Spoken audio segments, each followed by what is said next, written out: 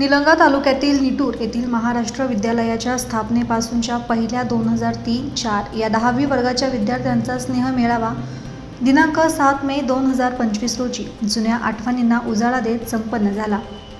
सन 2000 मध्ये शाळेच्या स्थापनेत ज्यांनी योगदान दिले त्यांचा सत्कार करण्यात आला।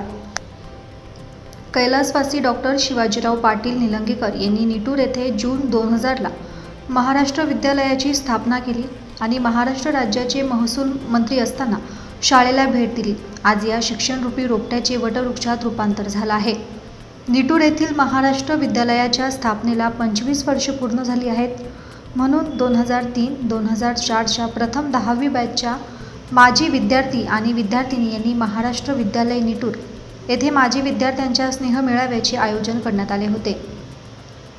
या कार्यक्रमाच्या अध्यक्षस्थानी शाळेचे मुख्याध्यापक सुरेंद्र धुमाळ हे होते, तर प्रमुख पाहुणे म्हणून माजी मुख्याध्यापक भालके सर, शेडोळ येथील माजी मुख्याध्यापक दिलीपराव धुमाळ, निटूरचे माजी सरपंच सुभाष पाटील, निलंगा तालुका खरेदी विक्री संघाचे माजी संचालक पंडितराव भदरगे, सामाजिक कार्यकर्ते राजाभाऊ तापडिया, निलंगा तालुका खरेदी विक्री संघाचे माजी संचालक तथा निटूर सोसायटीचे व्हाईस चेअरमन दिनकर नाना निटोरे, अशोकराव हासबे, सौदागर मोगरगे, सुशांत घाटके, रावसाहेब महाराज, रमेश नाईक, रेल्वे बोर्डाचे माजी सदस्य तथा पत्रकार राजाभाऊ सोनी, पत्रकार रमेश लांबोडे, पत्रकार रविकिरण सूर्यवंशी, पत्रकार माधव शिंदे, पत्रकार रमेश शिंदे, पत्रकार खाजाभाई पटवेकर, पत्रकार सलीम पठाण यांची उपस्थिती होती।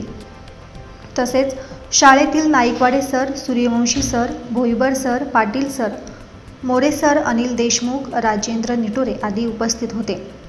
माजी विद्यार्थी आणि विद्यार्थिनी यांच्या उपस्थितीत हा माजी विद्यार्थी स्नेह मेळावा अतिशय दिमागदार, सुंदर, आनंदमय, जुन्या आठवणींना उजाळा देत संपन्न झाला।